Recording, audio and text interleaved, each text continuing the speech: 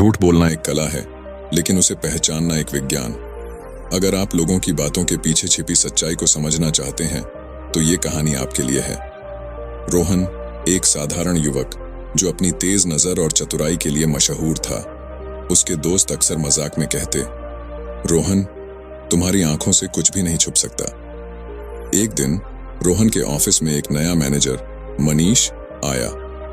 मनीष खुद को बहुत बड़ा अचीवर बताता था। उसने दावा किया कि उसने कई इंटरनेशनल प्रोजेक्ट संभाले हैं, लेकिन रोहन को मनीष की बातों में कुछ अजीब लगा। रोहन ने मनीष की बातों का बारीकी से विश्लेषण करना शुरू किया। सबसे पहले उसने मनीष की आवाज और टोन पर ध्यान दिया। जैसे ही मनीष डिटेल्स बताने लगता, उसकी आवाज धीमी हो जाती। दूसरी बात, रोहन ने मनीष की बॉडी लैंग्वेज देखी। जब मनीष किसी बड़ी उपलब्धि की बात करता, तो वह बार बार अपनी गर्दन खुजलाता और इधर उधर देखने लगता। फिर रोहन ने सीधे सवाल दागा, आपने जो इंटरनेशनल प्रोजेक्ट्स की बात की, क्या आप उनकी कोई डिटेल्स शेयर कर सकते हैं? मनीष अचानक घबरा गया। उसने बहाना बनाया, डिटेल्स तो मेरे पास नहीं है, लेकिन बाद में बताऊंगा। बस रोहन ने समझ लिया कि मनीष झूठ बोल रहा है। उसने अपने ऑब्जर्वेशन को कंपनी के सामने रखा और मनीष का झूठ पकड़ा गया। सीख, सच जानने के लिए तेज नजर और सही सवाल बहुत काम आते हैं। अगली बार झूठ पकड़ने के लिए रोहन की तरह सतर्क रहिए। रोहन एक छोटे से शहर का साधारण लेकिन बेहद चतुर लड़का था। उसके दोस्त अक्सर मजाक में कहते, तू इंसान नहीं, झूठ पकड़ने की मशीन है। दफ्तर में हर किसी के साथ उसके अच्छे संबंध थे, लेकिन एक दिन कहानी ने नया मोड़ लिया।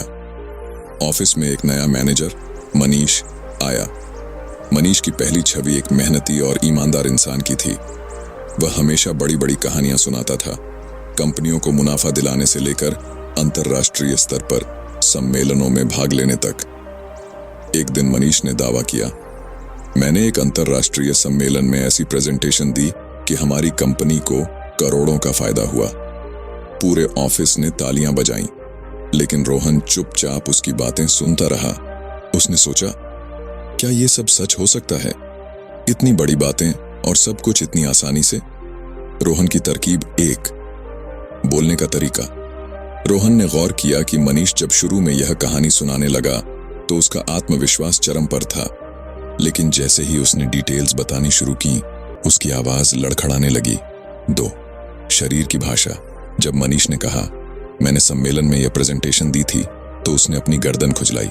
यह एक सामान्य संकेत है कि इंसान सच नहीं बोल रहा। 3, तथ्यों की जांच। रोहन ने तुरंत मनीष से पूछा, सर, वह सम्मेलन कब और कहां हुआ था? मनीष अचानक रुक गया और बोला, अरे वो तो काफी पहले की बात है, मुझे ठीक से याद नहीं। झूठ का खुलासा। अब रोहन को पूरा यकीन हो गया कि मनीष झूठ बोल रहा है।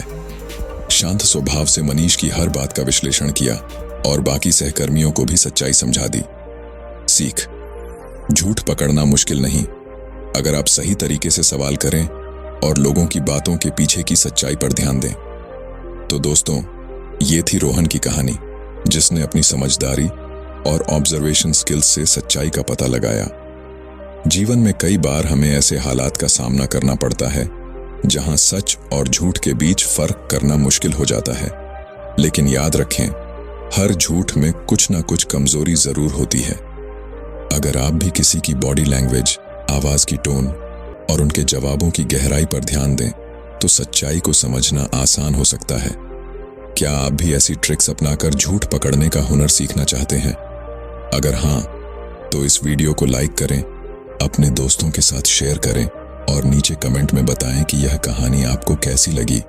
अगर आपको ऐसी और प्रेरणादायक कहानियां और टिप्स चाहिए, तो हमारे चैनल इंस्पायर्ड स्टोरी निनेटी को सब्सक्राइब करें और बेल आइकन जरूर दबाएं, ताकि अगली वीडियो का नोटिफिकेशन आपको सबसे पहले मिले।